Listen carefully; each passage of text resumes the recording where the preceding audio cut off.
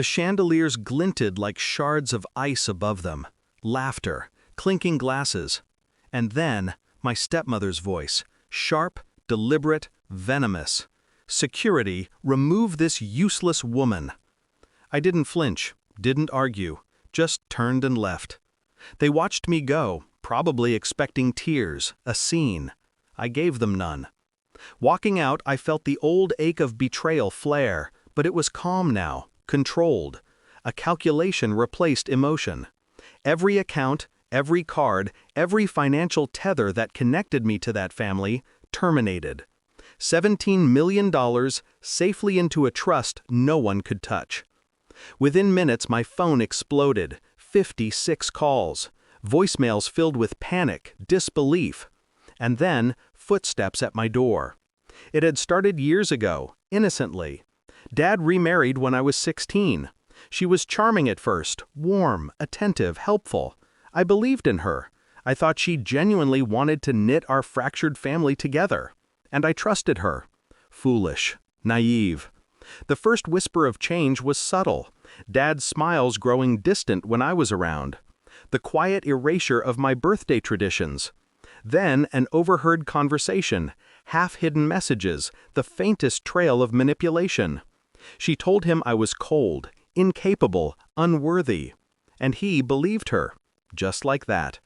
I caught her on camera one afternoon, deleting emails that proved my competence. Evidence piled up like bricks, a text I wasn't meant to see, a contract she tried to siphon, a whispered plan to cut me out entirely. Shock hit me, but I didn't yell, I didn't confront.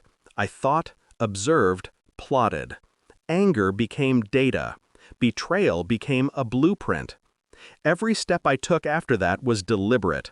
I learned who my father listened to, how accounts were monitored, what levers to pull. I didn't need confrontation. I needed control. Bank accounts frozen, joint investments shifted, legal channels quietly activated. Each move invisible, untouchable. I watched as their world, built on deception and arrogance, shook from underneath them. The night of the party, I knew exactly what would happen. My arrival wasn't for closure. It was to witness the culmination of years of careful calculation. I felt the sharp satisfaction as their expressions changed, shock, confusion, rising panic.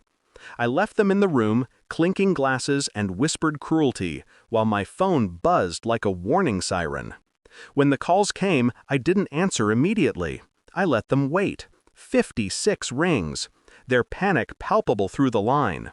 They tried to negotiate, plead, threaten. Every word they spoke only confirmed the mastery of my plan. By the time they arrived at my door, there was no fury in me, only the calm authority of inevitability. They had built a house of lies, and I held the foundation in my hands. I opened the door, letting them flood into the foyer, eyes wide, breaths shallow. I said nothing at first, just let them stare at me, realizing, finally, that I wasn't the daughter they thought they could dismiss. I had become untouchable, and their grip on me dissolved in real time. My stepmother's face twisted from triumph to horror. Dad's confusion was almost comedic, almost pitiful.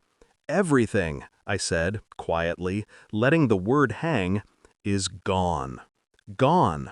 The accounts, the trust funds, your control."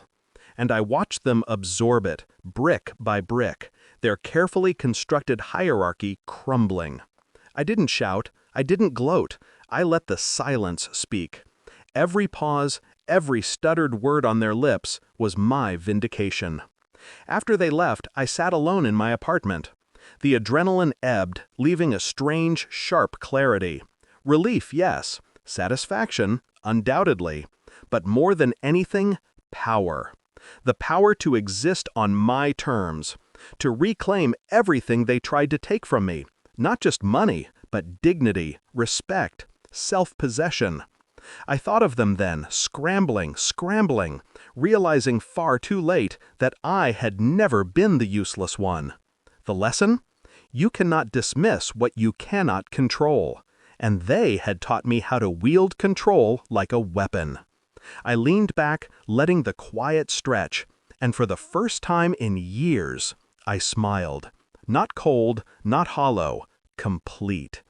I had shown up to a party meant to humiliate me. I left having rewritten the rules. And in that calm, vengeful moment, I finally understood. Justice doesn't have to roar. Sometimes it whispers.